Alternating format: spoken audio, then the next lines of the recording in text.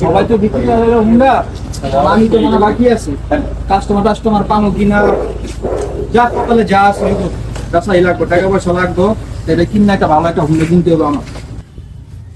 একটা ভাই বাইকটা লাগবে নাকি?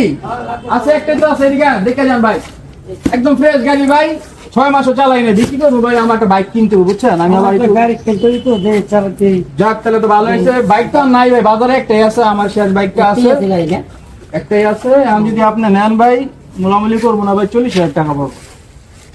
চাকরা 20,000 দেখতারি 20,000 দিলে তো ভাই আমার চারটার দাম হয় না। আপনি যান, আপনি যেহেতু কিনতে আইছেন, ওদিকে কাস্টমার না, আপনি আগে আসেন, 25,000 টাকা দিয়ে যান।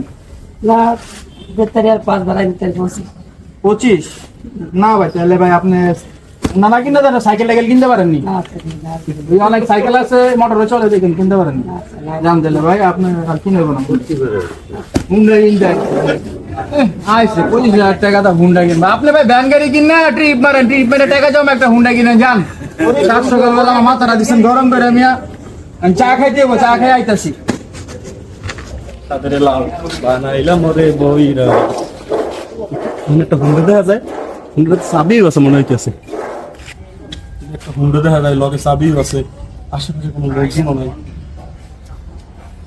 কামটা হারিয়ে লাই।